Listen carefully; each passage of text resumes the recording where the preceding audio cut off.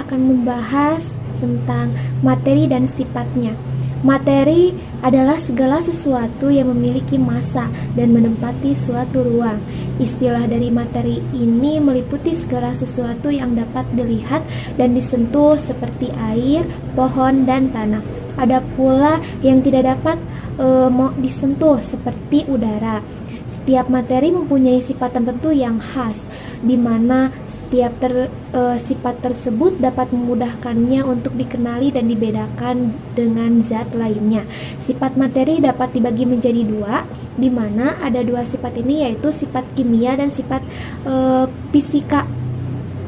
Nah, yang ke satu ada sifat fisika terlebih dahulu. Sifat fisika merupakan suatu materi yang dapat dilihat dan diukur secara langsung, di mana yang termasuk ke dalam sifat fisika ini misalnya warna, bau, kerapatan, titik leleh, titik beku, kelenturan, dan kekuatan. Nah, untuk yang kedua yaitu sifat kimia. Sifat kimia merupakan sifat yang berhubungan dengan kemampuan sebuah zat untuk bereaksi atau berubah menjadi sebuah zat yang berbeda atau zat lainnya. Untuk mengukur secara mengamati sifat kimia tersebut dapat dilakukan dengan melalui reaksi. Contohnya yaitu gas hidrogen. Gas hidrogen yang berubah menjadi air jika direaksikan dengan gas oksigen. Untuk mengetahui perbedaan dari sifat fisika dan kimia, bisa kita contohkan seperti yang dapat kita lihat dari besi yang mempunyai titik lemah sebesar 1000 Celcius, di mana titik leleh tersebut merupakan sifat fisika. Sedangkan kemampuan besi untuk berubah menjadi karat besi itu adalah sifat dari kimia. Nah, selain dari kedua sifat tersebut, sifat materi dapat dikelompokkan menjadi sifat ekstensif dan sifat intensif. Sifat ekstensif yaitu adalah sifat yang materi yang bergantung pada jumlah zat tersebut, di mana semakin banyak jumlahnya maka semakin berat. Contohnya adalah gula pasir yang beratnya 1000 gram, di mana jumlahnya lebih banyak dibandingkan gula pasir yang 500 gram. Dari sifat ekstensif materi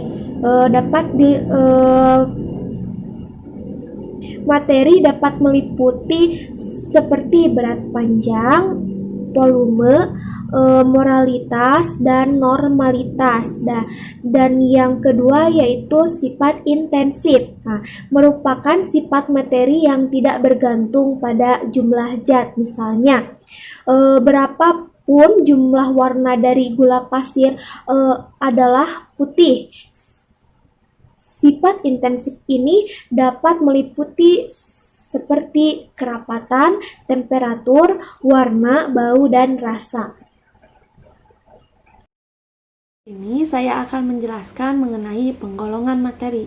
Penggolongan materi dibagi menjadi dua, yaitu zat tunggal dan campuran. Nah, zat tunggal atau zat murni ini merupakan materi yang memiliki komposisi tertentu dan sifat yang khas. Contohnya air, emas, garam dapur, dan karbon dioksida. Zat tunggal ini tersusun dari sebuah unsur atau gabungan beberapa unsur yang berbentuk ikatan secara kimia serta memiliki komposisi yang tetap. Nah, ini dinamakan senyawa. Jadi, zat tunggal ini dapat dikategorikan menjadi dua unsur dan senyawa. Nah, unsur dari zat tunggal yang tidak dapat diuraikan menjadi zat lain yang lebih sederhana dengan reaksi kimia. Unsur ada dua macam, yaitu logam dan non-logam. Unsur yang termasuk logam yaitu unsur yang dapat menghantarkan panas dan listrik. Biasanya unsur ini berbentuk padat, seperti memiliki permukaan yang mengkilat, misalkan besi, emas, dan masih banyak lagi. Sedangkan unsur non-logam merupakan unsur yang tidak dapat menghantarkan panas dan listrik. Biasanya unsur ini dapat berupa gas kecuali karbon dioksida.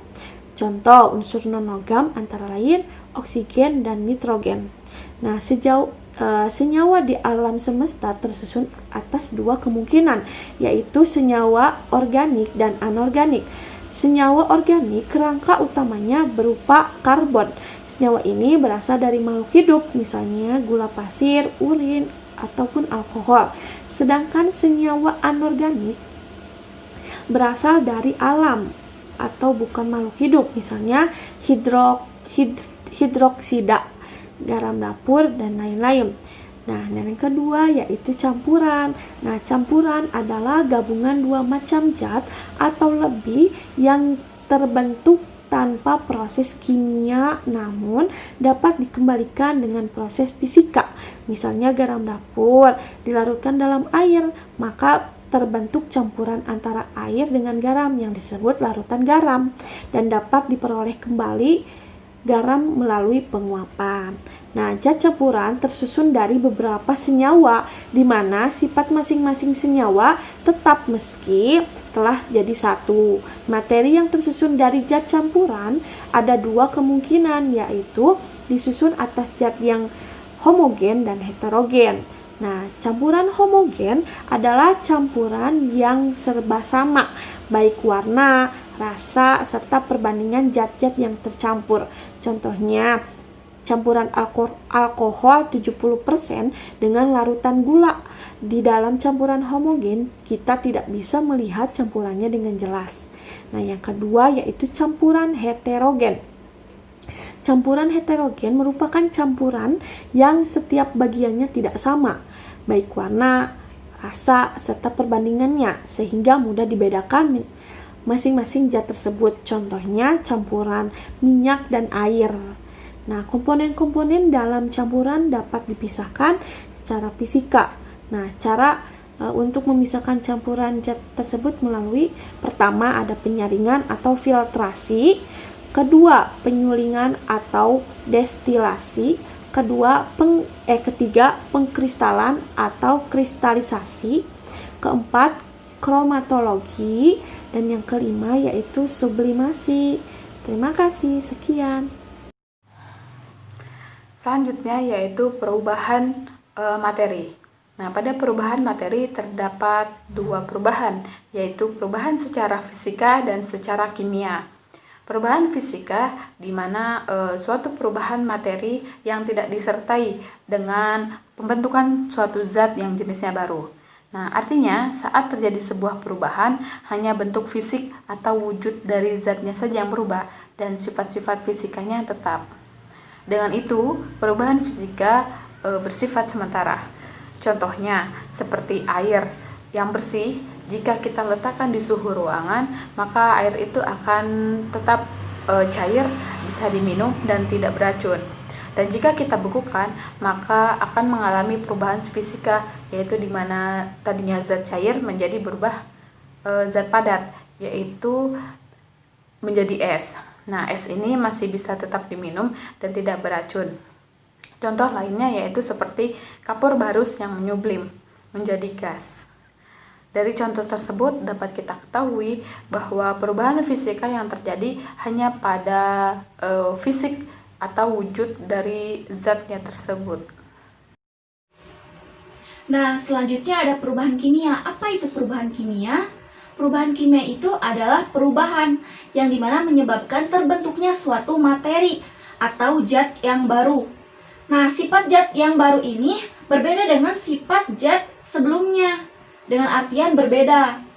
Nah, artinya juga zat tersebut mengalami sebuah perubahan kimia. Zat tersebut tidak dapat kembali ke keadaan semula. Jadi zatnya itu ketika berubah tidak bisa dikembalikan ke zat sebelumnya. Karena perubahan kimia ini menghasilkan sebuah materi atau zat yang baru. Nah, pada prinsipnya juga perubahan kimia ini terjadi karena keadaan berikut. Nah, ini ada contoh-contoh perubahan-perubahan kimia yang terjadi. Yang pertama itu ada perubahan kimia karena pembakaran. Nah, pembakaran ini adalah suatu reaksi oksidasi di mana terjadi sebuah reaksi antara suatu zat dengan oksigen. Nah, jika suatu zat tersebut mengalami sebuah pembakaran, sudah pasti zat tersebut mengalami sebuah perubahan struktur secara kimiawi. Contohnya itu seperti kayu itu dibakar, lalu saat kayu itu dibakar maka akan menjadi sebuah arang seperti itu. Nah, dan yang kedua itu ada perubahan kimia karena korosi atau perkaratan. Nah, peristiwa ini terjadi karena oksidasi lainnya seperti adalah adanya korosi atau perkaratan. Nah, pada proses ini juga logam akan bereaksi dengan oksigen dan air seperti itu. Dan yang ketiga ada perubahan kimia karena pembusukan. Nah, pembusukan yang terjadi pada makanan atau zat lain itu disebabkan oleh aktivitas mikroorganisme. Nah, dengan demikian juga makanan atau zat yang sudah mengalami pembusukan tidak bisa kembali untuk keadaan awalnya. Nah, ini juga contoh perubahan kimia. Jadi kan yang namanya pembusukan, kalau misalkan makanan udah busuk, gak mungkin dikembalikan keadaan yang semula, kecuali memang makanannya yang bisa dihangatkan. Tapi kalau yang sudah busuk, yang sudah berbau, yang sudah bau, yang zatnya sudah berubah, tentunya dalam perubahan kimia tersebut tidak bisa berubah karena zatnya itu sudah berubah kepada zat pembusukan. Seperti itu teman-teman. Selain itu, ada juga contoh-contoh perubahan kimia yang sering terjadi dalam kehidupan sehari-hari. Nah, yang pertama itu ada terbakarnya sumbu lilin. Yang kedua ada kertas dibakar. Yang ketiga ada adonan tepung yang digoreng. Yang keempat ada ledakan kembang api. Yang kelima ada makanan basi. Yang keenam ada pembakaran bahan bakar kendaraan bermotor. Yang ketujuh ada pembuatan yogurt. Yang kedelapan ada fotosintesis pada tumbuhan. Yang kesembilan ada daun kering yang diolah lalu menjadi sebuah kompos. Dan yang ke-10 ada pembuatan tempe. Seperti itu. Terima kasih. Jadi dapat kita simpulkan bahwa sifat materi dibagi menjadi dua, yaitu sifat fisika dan sifat kimia. Sifat fisika merupakan suatu materi yang dapat dilihat dan diukur secara langsung, di mana contohnya seperti warna, bau, kerapatan, titik leleh, titik beku, kelenturan, dan kekuatan. Nah, sedangkan sifat kimia merupakan sifat yang berhubungan dengan kemampuan sebuah zat untuk bereaksi atau berubah menjadi sebuah zat yang berbeda. Nah, selain kedua sifat tersebut, sifat materi juga dapat dikelompokkan menjadi sifat ekstensif dan sifat intensif. Sifat ekstensif ini merupakan sifat materi yang bergantung pada jumlah zat tersebut. Nah, sedangkan sifat intensif merupakan sifat materi yang tidak bergantung pada jumlah zat. Nah, penggolongan materi juga terbagi menjadi dua macam, yaitu zat tunggal dan campuran. Zat tunggal ini atau zat murni adalah materi yang memiliki komposisi tertentu dan sifat yang khas. Contohnya seperti air, emas, garam dapur, dan karbon dioksida. Nah, campuran merupakan gabungan dua macam zat atau lebih yang terbentuk tanpa proses kimia namun dapat dikembalikan dengan proses fisika. Misalnya seperti garam dapur yang dilarutkan di dalam air. Maka campuran tersebut campuran antara air dan garam tersebut dapat kita sebut dengan larutan garam. Dan dapat juga diperoleh garam melalui penguapan. Nah, perubahan materi mencakup dua perubahan, di mana ada perubahan fisika dan kimia. Perubahan fisika adalah sebuah perubahan materi yang tidak disertai dengan suatu perubahan zat yang jenisnya baru. Sedangkan perubahan kimia adalah perubahan materi yang menyebabkan perubahan terbentuknya zat yang jenisnya baru.